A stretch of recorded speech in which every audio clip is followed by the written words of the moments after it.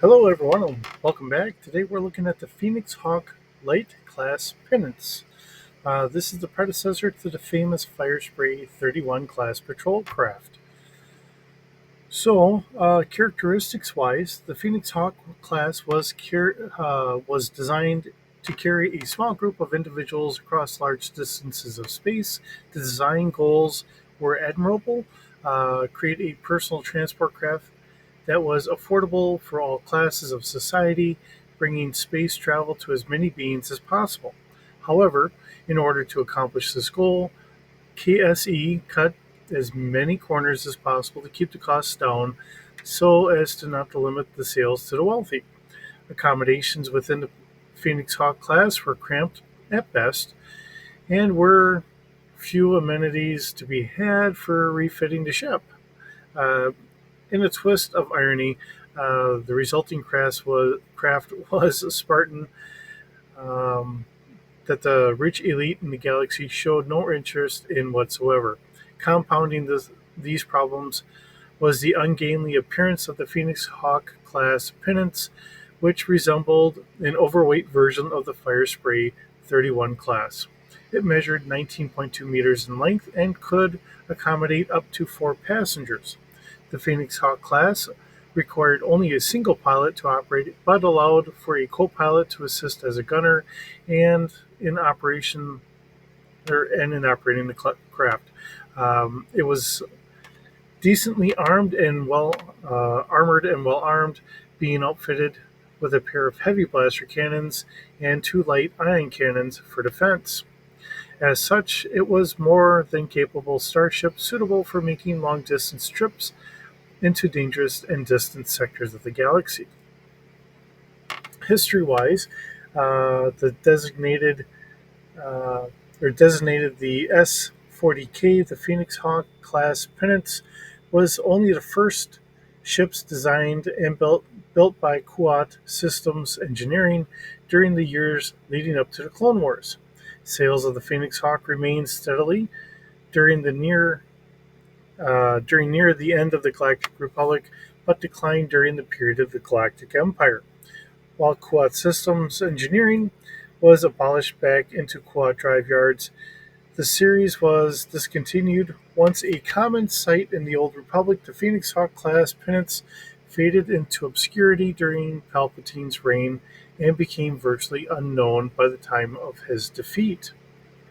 Behind the scenes, though, in the Living Force campaign, the Phoenix Hawk was one of only 3 choices of starfighters available for purchase by the players.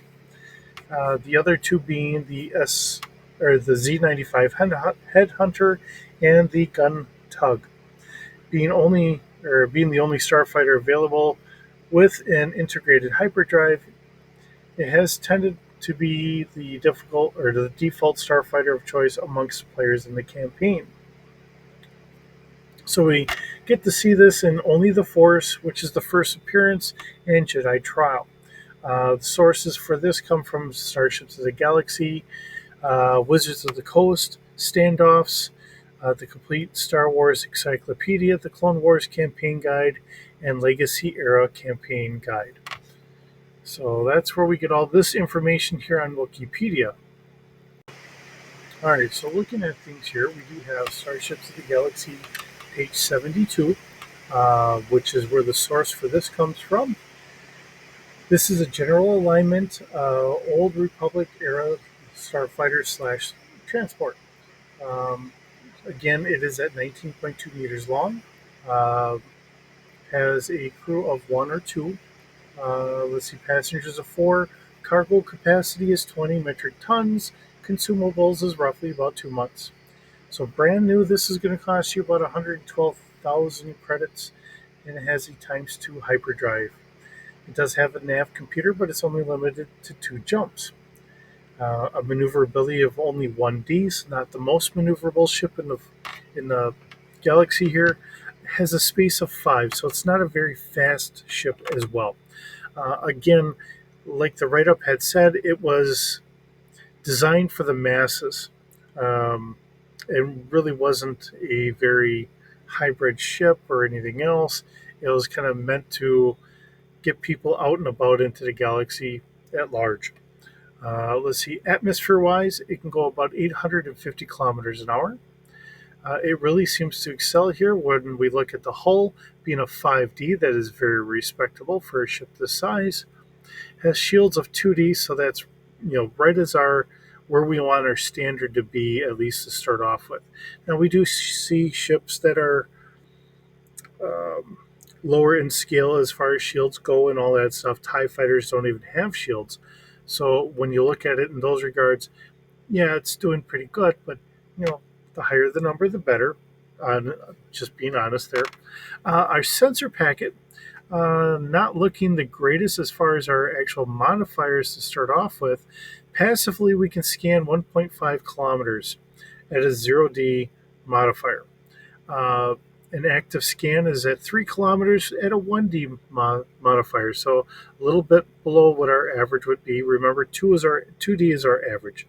When you're looking at just general beings in the galaxy and you're just saying, hey, it's a general, just average Joe, um, everything is going to be a 2D. So it's not that they're an expert at anything.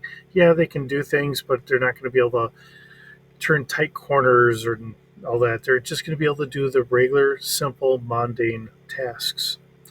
Okay, so a active search, it can go out to 5 kilometers at a plus 3D. So this has a nice jump up here.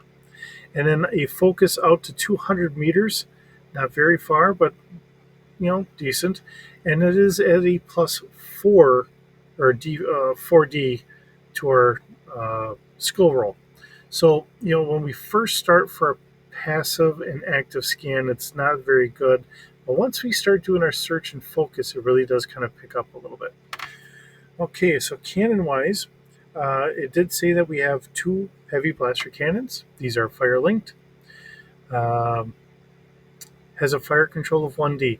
Now, again, it's not really the best, but it is something here, and it is doing 6D damage. Each cannon doing 5D, but when you fire link them, then you're going to go up 1 die roll.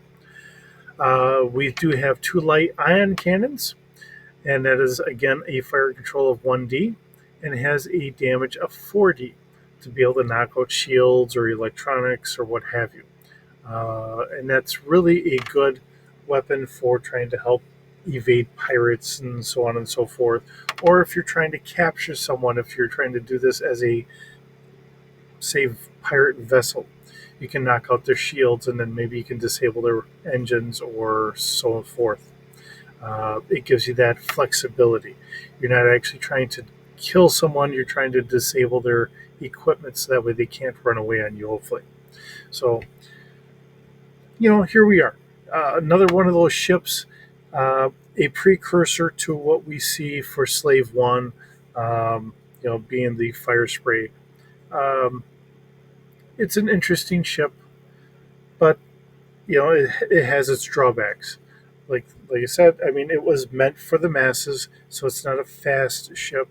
It's not the fire spray, which was a good patrol vessel. It is more of a common use kind of starship. So, with that being said, it's nice being able to bring another ship to the limelight that doesn't typically get to see any actual viewership whatsoever, at large at least. With that being said, thank you so very much for joining me today. It's always a pleasure having you stop by. I hope you're having a wonderful day. We'll see you in the next video.